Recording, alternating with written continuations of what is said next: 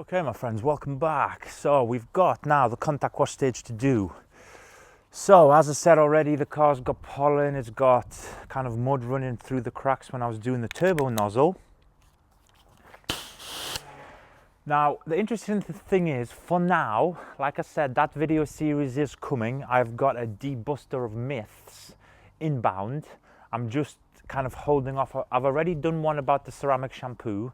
That's clearly kind of highlighted some of the things I was saying all right. Now, in terms of this as well, I'm still in the camp of the pre-rinse. For now, let that be a hint before somebody else comes in saying, I have seen so-and-so say it's not. At the end of the day, when you're doing a high level of car care, and what I mean by high level is this, like you are pre-rinsing 50,000 times and doing foams, citruses, like realistically at that level, you are talking negligible returns, either or kind of, side of the argument. So, of course, I will film that in detail coming up. For now, I'm going to rinse it first, only because, and this is again my argument for this, I can see quite a lot of pollen. Now, I want to just get rid of it first. Obviously, we'll see how car is kind of protected and beading and stuff like that. Now, again, it's a bit of a false reading because it's not accurate over dirt in terms of the hydrophobics level, but I just feel a little bit safer for now getting some of this stuff off.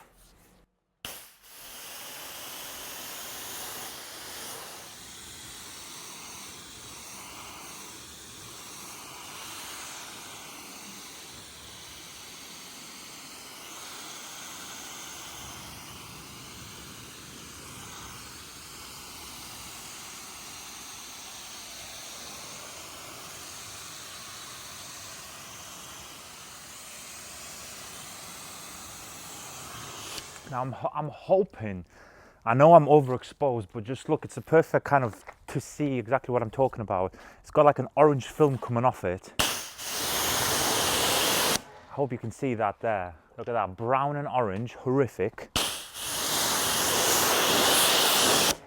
Yeah, and this is exactly why I'm thinking, rinse it first, because yes, the foam and the citrus will do a fantastic job first time, but I don't want it sitting on top of the loose stuff that this can remove potentially.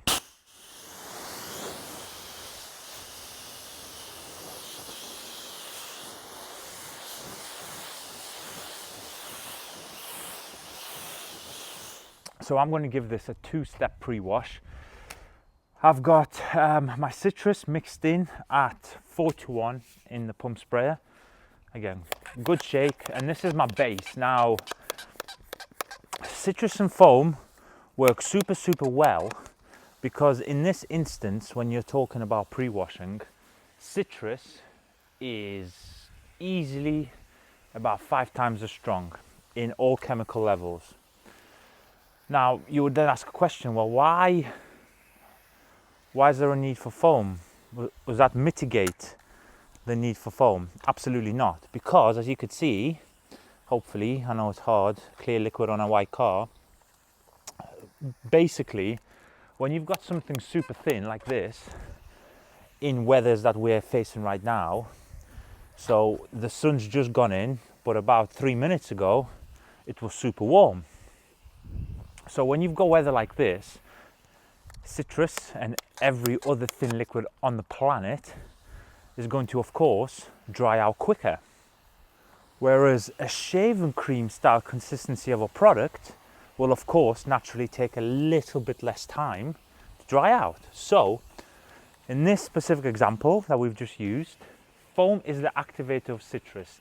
Citrus right now is going to be doing some heavy lifting, and the foam on top of it, is its protective blanket. That's a bit of a mouthful. And basically, as long as the foam is on top, we have an unlimited dwell time. Now, if we're talking in non-sun conditions, foam can dwell for, let's say, 5, 10, 15 minutes. That means citrus underneath it is dwelling for 5, 10, 15 minutes. Now again, like during the wheel cleaning experiment and explanation, I'm sorry, the same answer goes for this. Because I say something like I just have now, citrus underneath foam, etc., don't think that every time you wash your car, that is the go-to layer of kind of product. Sometimes you can just get away with citrus. Sometimes, especially in the summer months, you'll definitely get away with foam. Sometimes you need both, sometimes you need less. Just use your common sense. Now for me, if, again, without confusing people, because that's a very general answer. For me, if I'm honest, just to keep it simple, you could get away with one ratio, put citrus as a base, layer it with foam, and forget about it. Because that way you'll never get caught out. Winter, summer, spring, rain, you know, it really doesn't matter. And as if I predicted this to happen, it has happened, and this is the perfect example. Sun has just re-peaked back out, okay? So the citrus is still wet, but if I leave it, it's going to be literally dry in under 60 seconds. This is where the foam comes in to save the day and keep the reaction happening.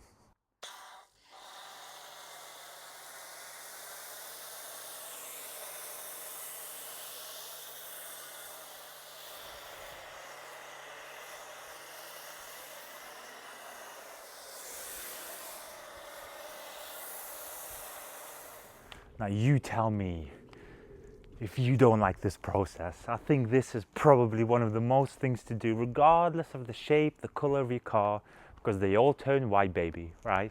But this is just so therapeutic, especially now I'm seeing lovely clumps of orangey brown kind of stuff falling down, which will be the pollen that is still embedded in the paint.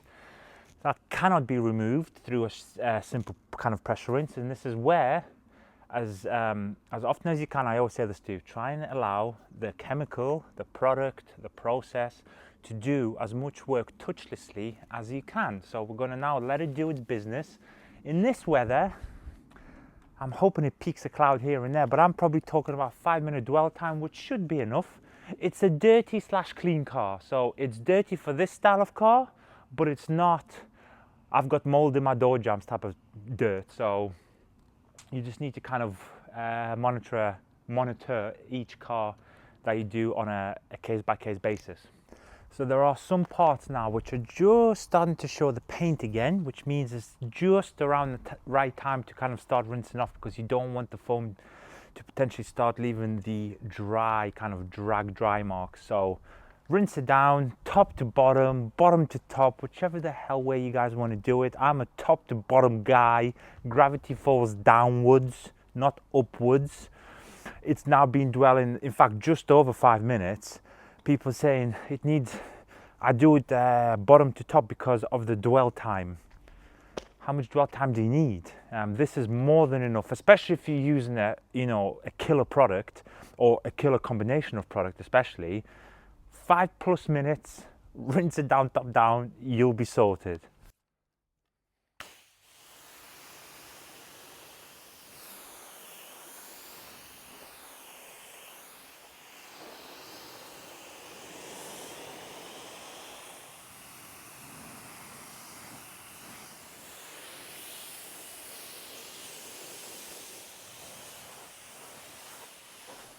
Okay, so contact wash. It's good to know that the car's got a little bit of protection on it. It's always a nicer wash experience, that's for sure. You've seen me do this 1,000,003 times, agitating the bucket. So right now, the water, as you can see, is just clear water mixed with shampoo. There's no froth, no nothing, because this is exactly why we do it at the final stage.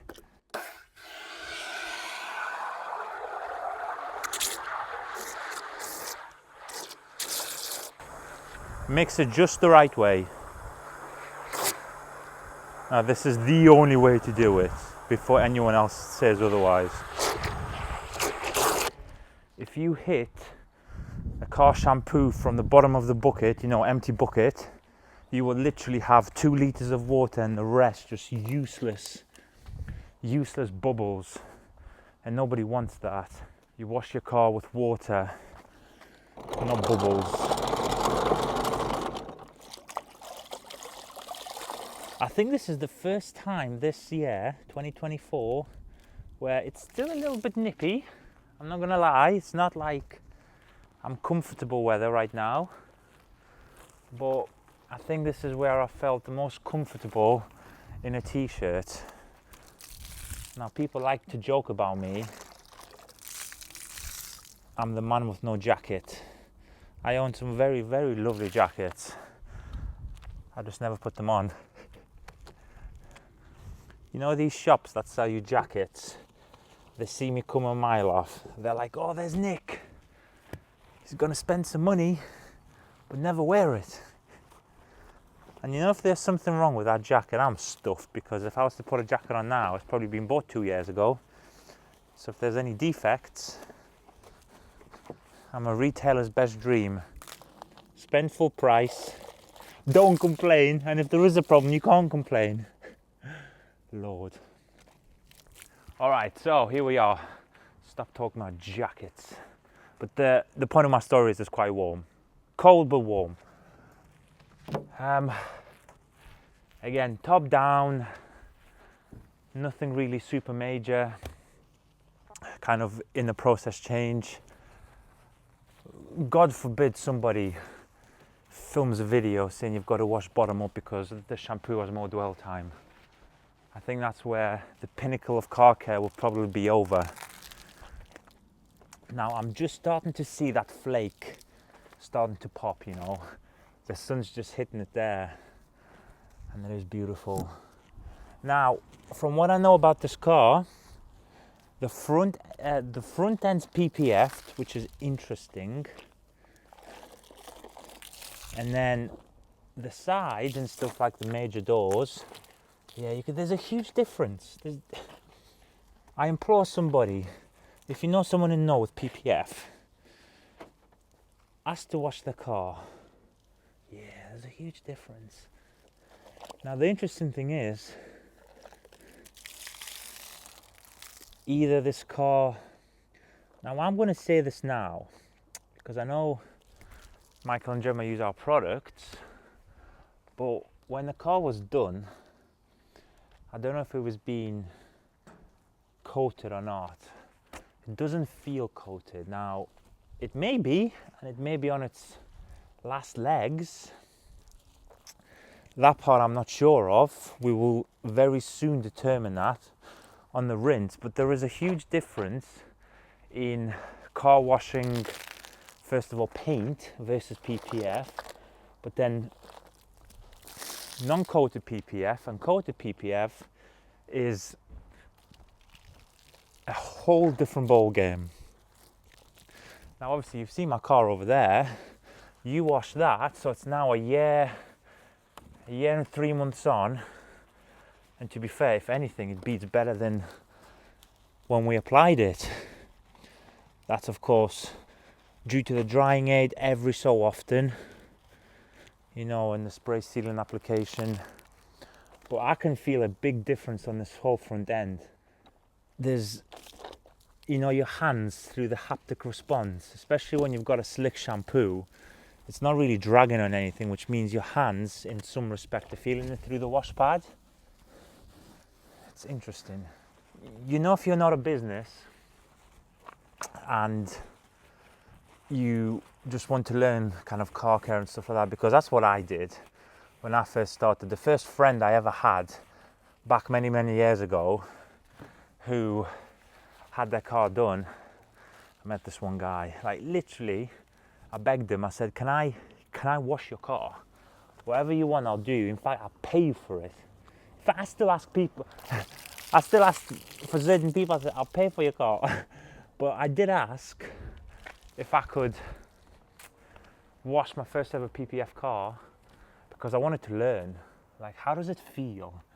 It's all well watching, you know, people like me talk about it and other YouTubers, but if you're a true car care enthusiast, I would personally ask, you must know somebody with like half a PPF job or a full car thing. Now, before anyone uses their brains and thinks of the obvious, no, you cannot wash my car. Nobody can wash my car. I'll tell you about that actually.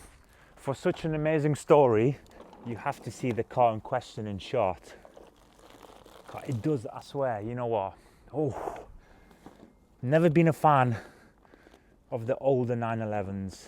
When I say older, no, the mid-range or the mid-year 911s, so like 996 and stuff like that. It's just, I don't know, it wasn't my thing. Maybe I'm of a wrong generation. Correct me if I'm wrong in the comments. But the story, I swear on my business life, I believe in karma. You know, when I just said to you, go and ask somebody who's got PPF to go and wash the car for experience, like learning experience. I had a detailer approach me, fairly new, I must admit, but not new enough to where you've got no customers. So that he has got a portfolio of paying customers, and I'll give him that. He's got some cojones for asking. Basically, can I come wash your car here in this exact spot, potentially even with a sign? And this is his words, I'm just paraphrasing. And then can I advertise that I wash your car? I'll do it free of charge. Now, fair play to the guy for asking, but I was like, well, my friend, I think because we're both local, and if you're within a certain world, I'm not saying everybody knows us, of course not. However, I said there's a very, very strong chance that if you're north of Milton Keynes and you're in the car care world, especially Midlands and upwards, they may watch the YouTube channel, they may watch my content, I don't know, maybe they do, maybe they don't. But I said the car's fairly recognisable, and as I'm saying to you now, nobody would ever touch my car. And he asked, and I thought, interesting. But apart from me, please, if you can, ask to wash a friend's car, a relative's car, you know, if you've got like a dad or something, or a mum who's got PPF in their car, ask to wash it, because honestly, it's like a weird experience. Now, if you wash 500 PPF cars, it's not, so just, you'd be thinking, well, I don't think it's a weird experience, but for the first time ever,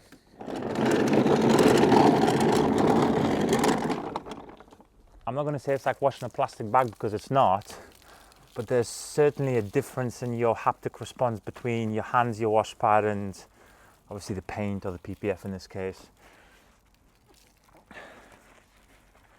But we will see if this car has been coated, because I know Michael has got Foam Plus, ceramic spray sealant. Now those characteristics is what I saw in the car. You know, it's dirty, but then it's beading really well, but it's not coating beading. There is a huge difference in a ceramic formulation of spray sealant or a foamable sealant compared to a true kind of like a resin coating. By the way, I hope you're enjoying this little mini series. I don't get nervous very easily, but I thought, are people gonna like catch on to this? Because I'm trying to do someone a favor. They're doing me a favor, because I can speak about stories, and maybe you see me twist a wash pan in a different way and kind of learn something. But so far it seems to be going quite well. And you know what? I'm going to tell you this. Like, this is probably the point to take away from the video. Every time I do a car, now I'm not saying I learn how to wash a car every single time, no. But you know when we get a car that we have never had before, like this here, and like I said, it's free and stuff like that, then it's a friend, but we get to try like different methods. Maybe there's like a certain product that we've got cooking up, which luckily we have right now, and how does it perceive against the white paint? You know, like, I know this is not PPF, so how is the color refracting? How is the application? Is the haze point harder to see? Of course it will be, because it's white. You know, all these type of things. And this is why when you know, when the coatings come, this is exactly why it's took us such a long time, because we had all these cars, white, pink, red, you know, every different type of colour car that you could ever imagine. And we've been testing so diligently. I'm really proud of that, and I think people are slowly just catching on. I've had a few comments, people have met me, I was away on a business trip down south and I got called by a few people and they said, oh, what's your YouTube channel and stuff. So it was still to this day a bit surreal, but like the quoted, I think it was a wash and chat I did recently where I was talking about the coatings, and it's just cool because actually people are asking me now, rather than that stupid question of you said it's coming, when's it coming, it's now changed to a bit more of an intelligent question of how is the coating development going on, what stage are you at, which is a much better question for me to answer, because if you ask the traditional question of when's it coming, I just normally now I just don't answer people, because it's fairly obvious that if there is no pre-launch of any sort of marketing, or I say look it's a certain date, then of course it's not here. But yeah, this car will be interesting. Oh yeah, it's certainly got a beautiful paint job, metallic white. If I was ever to get a white, it's weird because I can see it here, it just looks like, you know, your typical like a flat white with no flake, but you come here and hopefully I'll be able to point that out when we're inside. But it's got this lovely shimmer. I think a pearl white car or metallic white car glows in a different way to than any other metallic paint, if that makes sense. Now you know if the car was like green inside, I would use a dedicated wash pad, 100%. But for this, like I said, this car is dirty for the level of car that it is. Don't get me wrong, it's, you know, £100,000+ R8. So that level of dirt is not your typical £200 car that, you know, drives 50,000 miles without a clean. So in this case, I am using this wash pad and people are like, oh my God. And I'll tell you this is going in the washing machine right after. And this wash pad and all my other wash pads are probably whiter than new. No contaminants, no swirls and scratches on the paint, because I know how to wash my fibers. All right. Like I said, a dedicated wash pad for a green moldy car. Yes, 100%, you are right, bang on. But for, like, you know, my car or any of the cars that we have, kind of even the high miler cars we have that can do 3,000-4,000 miles a month, they get washed twice a week. So it's a very different answer. And in this case, as you could see, you didn't see any green, and it's just a little bit of light surface dirt. Yeah, the PPF's definitely not coated. Beading, but not a coating beading, definitely. I'd be curious to find out what his last step is from us, whether it's Foam Plus or the ceramic spray sealant. Because I give it a very strong wash there, slightly stronger foam, slightly stronger citrus, you know, 4-1 during this weather is, you know, that's more of a winter mix, and it's holding up nicely. Whew, here we are. So, as the sun is beginning to set, you can see behind me, what a beautiful setting. That's it for this episode. I'm going to now roll it in. We're going to dry it off. We're going to use a little bit of drying aid, and I'm going to show you how that is done. And in fact, on this one, I probably won't even blow it, just to kind of showcase to people. I always, you know, show the blower method and the two smaller drying aid kind of towels.